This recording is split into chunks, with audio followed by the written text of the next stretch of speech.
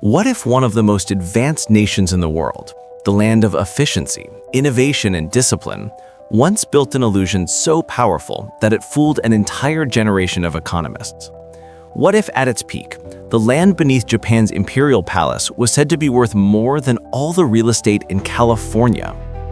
What if banks handed out loans to anyone who owned land? Because prices, they said, could never go down. And here's the real twist. What if this wasn't just a story from history, but a warning for China today?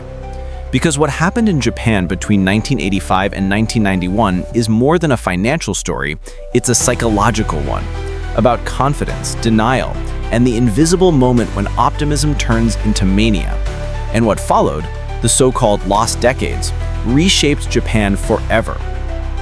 To understand how the bubble formed, we need to go back to the ashes of World War II.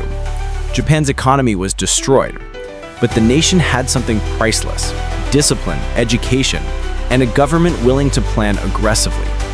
From the 1950s to the 1980s, Japan became an export superpower: cars, electronics, steel, and ships. By the mid-1980s, it was the envy of the world. Japanese corporations were buying landmarks abroad, and people spoke of a future where Japan would overtake the United States. But success had created an ocean of money, and that money needed somewhere to go. The Bank of Japan, trying to keep the yen low to protect exporters, flooded the economy with cheap credit. Interest rates dropped, loans were easy, and property prices, once stable, began to climb. By 1987, Tokyo's land prices were doubling every 2 years. Ordinary families borrowed to buy apartments. Companies bought office buildings just to sell them again months later. Even temples began speculating on land. The national mood was euphoric. People stopped thinking in terms of value and started thinking only in terms of price. When everyone believes prices will always rise, that's the moment danger becomes invisible. Every bubble has a rhythm, and Japan's followed it precisely. The first beat was cheap money. After the 1985 Plaza Accord, the yen surged in value, threatening exports. To protect growth, the Bank of Japan cut interest rates to record lows. Money flooded the system. Corporations could borrow almost for free, and banks, desperate to lend, turned to property developers. The second beat was collateral. Japanese culture viewed land as sacred and safe, so when land prices rose, banks lent even more, using inflated land values as collateral. A self-feeding loop was born. The third beat was speculation. By the late 1980s, property was no longer a home, it was a financial instrument. Taxi drivers, students, even monks joined in. In Tokyo's Ginza district, land sold for more than $200,000 per square meter, more than the price of gold. People believed it would never end. But every illusion meets reality. In 1989, Yasushi Miyono, the new governor of the Bank of Japan, looked at the madness and decided to act. He raised interest rates, cautiously at first, but enough to cool the frenzy. The effect was delayed, but inevitable. Higher borrowing costs made it harder to service loans. Developers began to sell. Prices stopped rising, and when the upward motion ended, fear replaced greed. By 1991, the market collapsed. Land prices fell by almost 80%. The Nikkei stock index, which had touched 39,000 points, plunged below 15,000 in 2 years. The wealth of a nation evaporated almost overnight. The losses were not only financial, but psychological. Japan entered what economists called the lost decade, though in truth, it lasted far longer. Banks were burdened with bad loans they refused to acknowledge.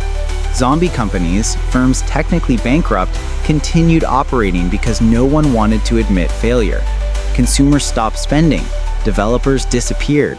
Deflation, that slow poison of falling prices and expectations, took hold. The government tried everything: zero interest rates, huge public works projects, stimulus packages, even printing money. Nothing restored confidence. And confidence, once broken, is the one thing no central bank can recreate. Why couldn't Japan recover faster? Because its financial system was built on denial. Banks refused to write off bad loans, hoping land prices would somehow recover. Corporations hid losses behind creative accounting. The government delayed reforms to protect stability. But instead of short, sharp pain, Japan suffered a long, slow bleed. By 2000, property values were still less than half their 1989 peak. A generation grew up believing investing was dangerous. People hoarded cash instead of spending. Economists called it a balance sheet recession, a world where everyone focuses on paying down debt rather than building something new. The Japanese real estate bubble became one of the most studied financial phenomena in history.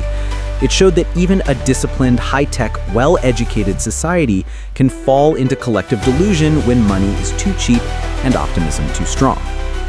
The question is, did the world learn anything from it, or did it simply move the stage elsewhere? Fast forward 3 decades. Look east to China. For the past 20 years, China's rise has been extraordinary. Factories, exports, infrastructure, new cities built in the span of a single administration. But beneath the triumph lies a familiar rhythm. The government relied on cheap credit to fuel growth. Local authorities borrowed heavily, selling land to developers. Giants like Evergrande and Country Garden borrowed even more to build apartment towers, often before buyers existed. By 2020, real estate accounted for nearly 30% of China's entire economy, an astonishing figure for a single sector. In many cities, property prices were 20 to 40 times the average annual income. Entire ghost cities appeared, built not for people, but for speculation. Culturally, property became the foundation of personal security, just as it had in Japan. Families poured savings into apartments, confident that prices would only rise.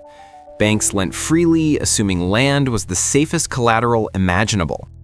But in 2021, the illusion cracked. Evergrande defaulted on over $300 billion in liabilities. Other developers followed. Sales collapsed, protests erupted among home buyers demanding unfinished apartments, and the government in Beijing faced a dilemma eerily similar to Japan's in 1990.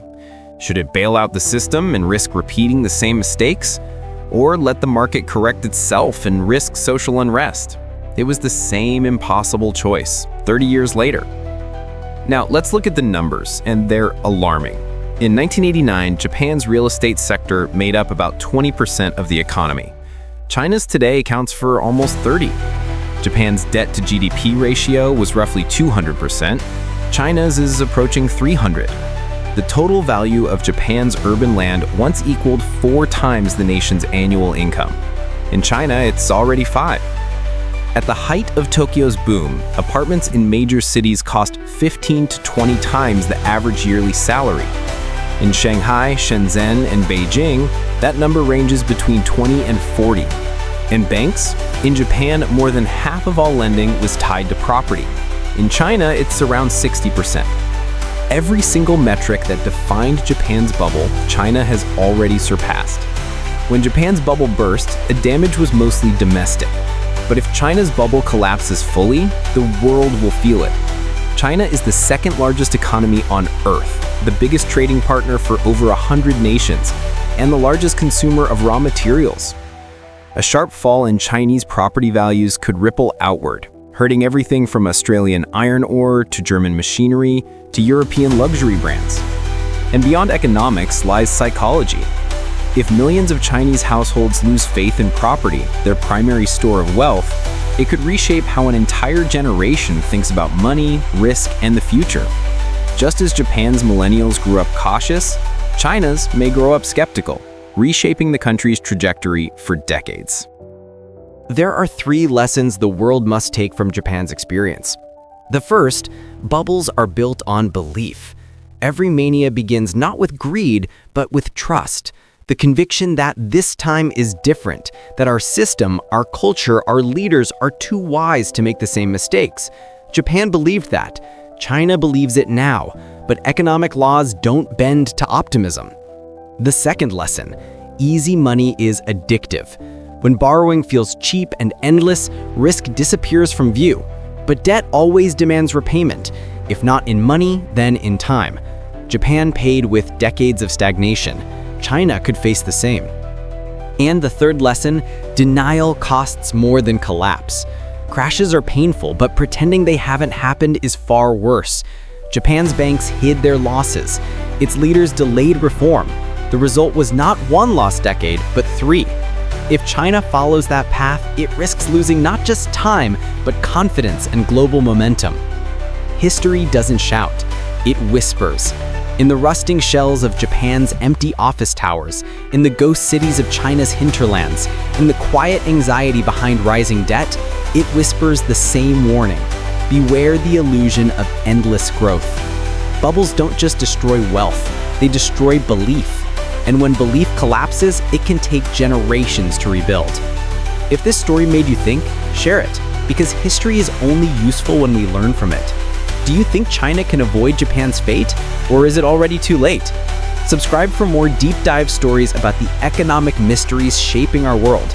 Next time we'll explore another one, America's debt addiction, the next global bubble.